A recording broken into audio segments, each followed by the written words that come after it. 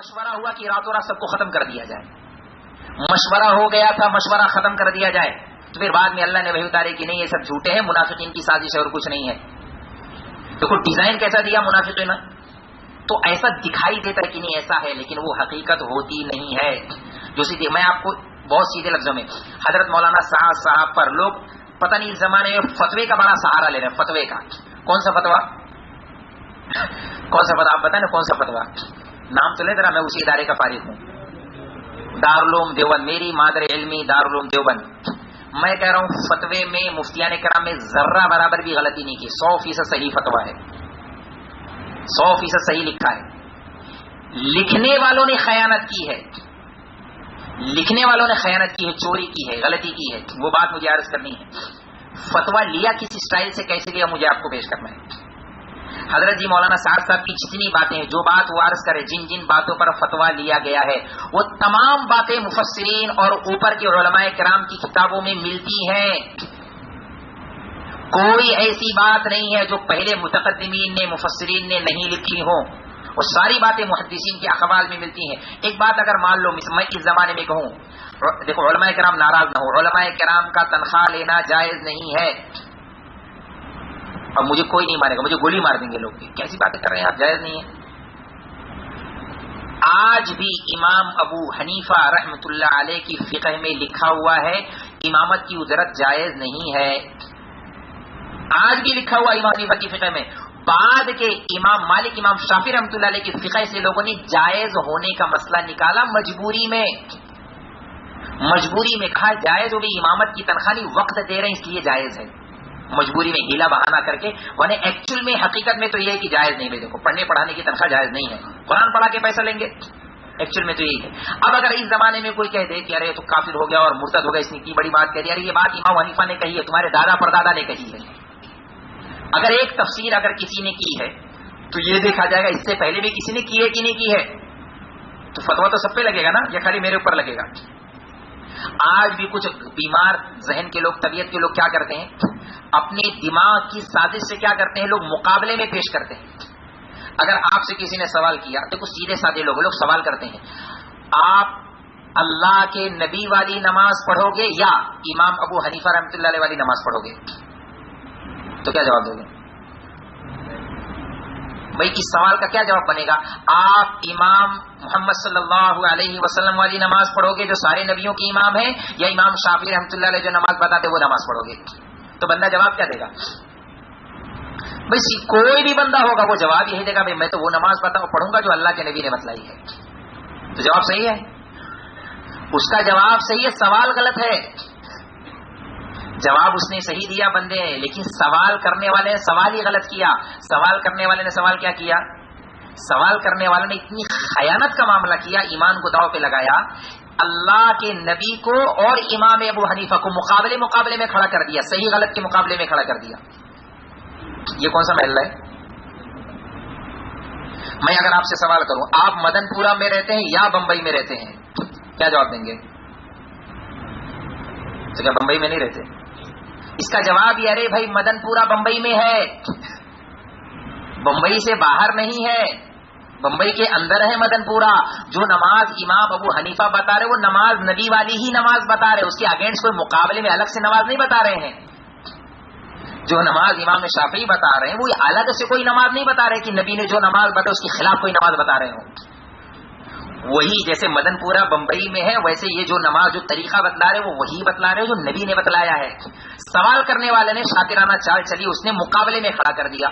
تم دیوبند کا فتویٰ مانو گے یا نظام الدین کی بات مانو گے؟ لو صاحب کیا کیا, تم دیوبند کے علماء کی بات مانو گے یا نظام الدین کی بات مانو گے؟ اب میں کہوں میری دونوں آنکھوں کا تارا ہے, ایک طرف میرا دارالعلوم ایک طرف نظام الدین, دونوں میری آنکھوں کا تارا ہے, دونوں صحیح جگہ پہ. جو بات مولانا سعد صاحب نے کہی ہے 100% صحیح ہے, جو بات دارالعلوم دیوبند نے فتوی دی ہے 100% صحیح ہے.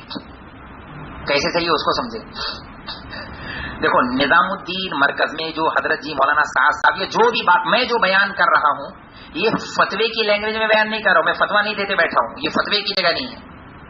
نظام الدین مرکز ہو یا کسی کی خانقاہ ہو، وہ تقوی کا تربیت کا دروازہ ہے. وہاں تربیت کی لائن کی، تقوی کی لائن کی، اصلاح کی لائن کی باتیں ہوتی ہیں.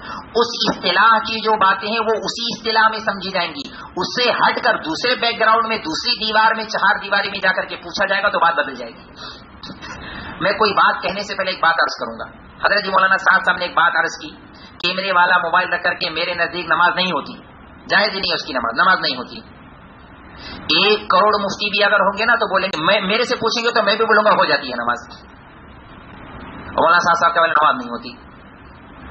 پھر یہ کیا بات ہوئی؟ ہوتی بھی ہے نہیں بھی ہوتی. میں آپ کو بتاؤں دونوں باتیں صحیح ہیں. جو نماز ہو جاتی ہے، جو میں ہو جانا بتلا رہا ہوں وہ اور ہے، اور جو نہیں ہوتی بتلا رہے ہیں وہ اور ہے. حضرت مولانا صاحب سب یوں کہنا چاہ رہے ہیں، وہ یوں کہہ رہے ہیں نماز نہیں ہوتی کا مطلب وہ تقوی والی، تعلق والی، خشوع خضوع والی، اللہ کے خزانے سے لینے والی، مسائل حل کرنے والی نماز نہیں ہوتی. یہ وائرس ہے نا، وائرس جو آتا ہے گندگی جو فضاؤں میں پھیلی ہوئی برقی رفتار سے. میں نے کوئی تصویر والا واٹس ایپ میسج کیا، اس وقت میں بہت سارے لوگ واٹس ایپ بند ہو گئے، لیکن اگر کسی نے میسج کیا کوئی گانا، کوئی مذاق، تو بتاؤ ان فضاؤں میں وہ لہروں میں ہے کہ نہیں ہے؟ ایمان سے بتا، دکھائی نہیں دے رہا لیکن ہے. وہ گندگی، وہ زہر اس مسجد کے اندر بھی ہے. وہ گندگی، گندی فلم بولو، گانا بولو، میوزک بولو، وہ آ جاتا ہے، دکھائی نہیں دے رہا. حضرت جی کا فرمانا یوں ہے نماز نہیں ہوتی کا مطلب وہ نماز نہیں ہوتی، فتوے والی نماز نہیں. فتوے والی نماز تو ٹاویل پہن کے بھی ہو جائے گی. فتوے کے اعتبار سے اگر کوئی سطر ڈھانک لے یہاں سے یہاں تک اور آ جائے مسجد میں، کوئی بتا دے نماز نہیں ہوگی، میرا سطر ڈھکا ہوا ہے، فرض میرا پورا ہے، نماز ہو جائے گی.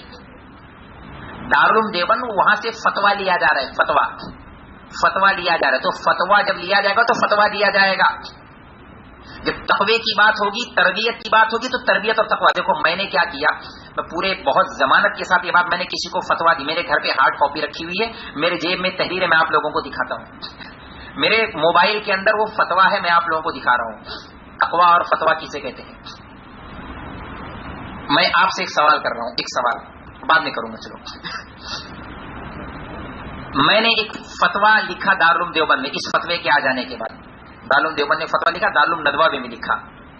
میں نے سوال قائم کیا کہ ہمارے یہاں ایک بندہ ہے بہت عجیب و غریب باتیں کرتا ہے، باتیں سمجھ میں نہیں آتی. وہ تو کبھی کبھی یوں بھی کہتا ہے کہ اگر ضرورت سے زائد سونا آپ کے پاس ہے، 1-2 تولہ سے زائد، پہننے سے زائد، اگرچہ آپ اس کی زکات دیتے ہیں پھر بھی رکھنا جائز نہیں ہے.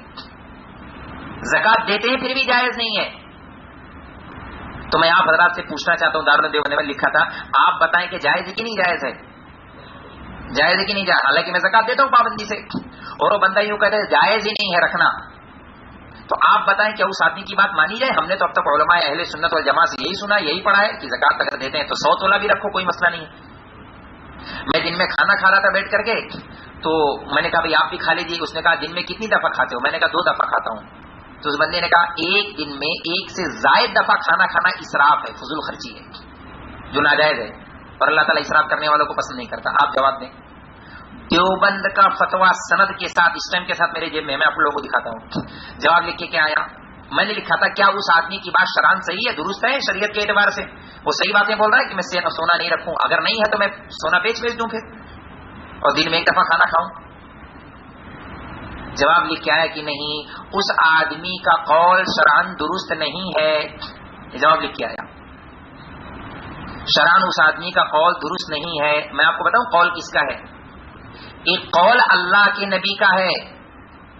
اب حیات الصحابہ میں روایت کو دیکھ لینا، امام صاحب کو دکھا دیں گے. اب عائشہ رضی اللہ تعالیٰ عنہ کھانا نوش فرما رہی تھی، اللہ کے نبی نے دیکھ لیا، عائشہ کیا کر رہی ہو؟ کھانا کھا رہی ہوں.